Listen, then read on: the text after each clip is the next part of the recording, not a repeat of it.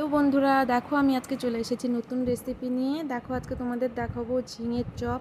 প্রথমে আমি ঝিঙে ছুলে নিলাম, ছুলে নিয়ে আমি পিস পিস করে কেটে নিলাম। দেখো আমি কিভাবে কেটে নিয়েছি। তারপরে আমি একটা বাটিতে 1 কাপ চাল দিয়ে দেবো আর 1 কাপ ছোলার ডাল দিয়ে আমি ভিজিয়ে রাখবো। এবার আমি ঝিঙেটাকে লবণ দিয়ে মেখে রাখবো কিছুক্ষণের জন্য। তারপরে আমি মিক্সচার বলে আমি এবার পেস্ট করে নেব। দেখো চাল ডালটাকে মিক্সচারে ব্লেন্ড করে নেব। দেখো হয়ে গেল। এবার আমি ভালো করে মিক্সচারে ব্লেন্ড করে নিয়েছি। তারপরে আমি একটা বাটিতে ঢেলে নেব। দেখো একটা বাটিতে ঢেলে নেব। এবার আমি দিয়ে দিব আদা জিরা লঙ্কা বাটা। দেখো আমি আদা জিরা লঙ্কা বাটা দিয়ে দিলাম। এবার আমি আদা জিরাটাকে ভালো করে সেই পেস্টটার সঙ্গে মেখে নেব। তারপরে দিয়ে দেব লবণ, পরিমাণ মতো লবণ দিয়ে দিলাম। এবার আমি পরিমাণ মতো হলুদ দিয়ে দেব। দেখো এবার ভালো করে পেস্ট করে নেব।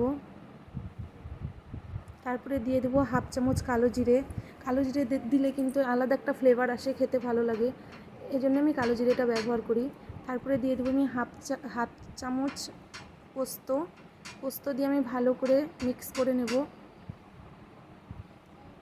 এবার আমি ঝিঙেটাকে জল থেকে দেখো চেপে চেপে নামিয়ে নিলাম। দেখো জল থেকে এখন ছাড়িয়ে রাখলাম। দেখো কত জল বেরোয়। দেখো দেখো আমি এভাবে ছাড়িয়ে নিলাম জল থেকে। তারপরে আমি একটা কড়াই বসাবো। কড়াইয়ে আমি দিয়ে দেবো সরিষার তেল।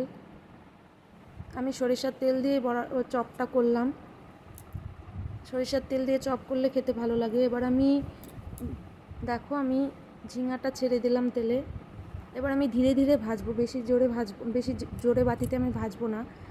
আমি হিটটা কমিয়ে দেব, কারণ ধীরে ধীরে ভাজলে বড়াটা ভালো করে ভাজা হবে, না হলে ভিতরে কাঁচা থাকবে, উপরে ভাজা হয়ে যাবে। এইভাবে আমি ভাজি, ধীরে ধীরেই ভাজি, আমি বেশি তাড়াহুড়া করি না।